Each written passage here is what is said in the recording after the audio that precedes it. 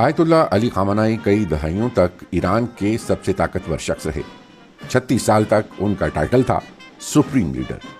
بہت سے لوگ انہیں اسلامی انقلاب کا ہیرو قرار دیتے تھے، جبکہ کچھ حلقوں کی نظر میں وہ ایک سخت گیر آمر تھے۔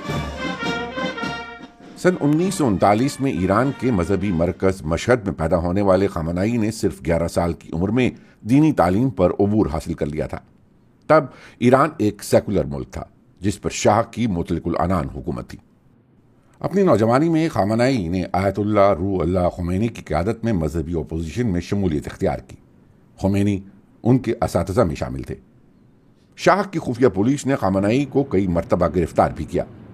سن 1979 میں جب ایرانیوں نے شاہ کی حکومت کا تختہ الٹ دیا تو خمینی جلا وطنی سے واپس آئے اور سیکولر ایران کو اسلامی جمہوریہ میں بدل دیا۔ علی خامنائی نئے نظام میں تیزی سے اعلیٰ عہدوں تک پہنچ گئے۔ وہ 1981 تا 1989 دو مدتوں کے لیے صدر منتخب ہوئے اور ایران میں اسلامی انقلاب کے بعد مختصر وقت کے لیے نائب وزیر دفاع کے عہدے پر بھی براجمان ہوئے۔ سن 1989 میں جب خمینی کا انتقال ہوا تو خامنائی ان کے جانشین کے امیدواروں میں شامل ہو گئے۔ وہ خود اس بات کا اعتراف کرتے تھے کہ وہ اس منصب کے لیے مذہبی طور پر اہل نہیں۔ میں سپریم لیڈر بننے کے قابل نہیں ہوں، مجھے اس کا علم ہے اور آپ حضرات بھی جانتے ہیں۔ اگر کوئی اسلامی معاشرہ مجھے اپنا رہنما بنانے کا سوچ رہا ہے تو اسے خون کے آنسو رونا چاہیے۔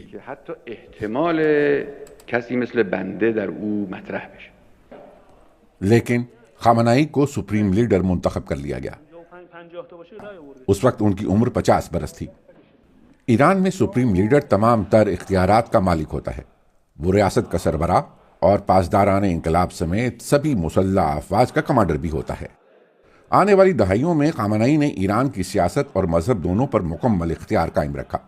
انہوں نے اسرائیل اور امریکہ کے خلاف دشمنی کو مزید سخت کیا اور بارہا ہولوکاسٹ کی حقیقت کو چھٹلایا۔ انہوں نے اسلامی جمہوریہ کے سخت مذہبی ڈھانچے کو مزید سخت کیا، روزمرہ زندگی پر ریاستی کنٹرول بڑھایا، آزادی اظہار کو محدود کیا اور ایک طاقتور نگرانی اور سیکیورٹی والا نظام تعمیر کیا تاکہ اسلامی انقلاب کے نظریات کی وفاداری کو یقینی بنایا جا سکے۔ خامنائی نے ایرانی پاسداران انقلاب کو بھی ایک ایسی طاقت میں بدل دیا جو نہ صرف سماج بلکہ اختلاف رائے کو بھی دباتی رہی۔ سن 2009 میں جب گرین موومنٹ کے دوران متنازع صدارتی انتخابات کے خلاف احتجاج کرتے ہوئے لاکھوں افراد سڑکوں پر نکل آئے تو پاسداران انقلاب نے اس احتجاج کو طاقت کے بل پر کچل دیا۔ بعد کے برسوں میں بھی خامنائی کو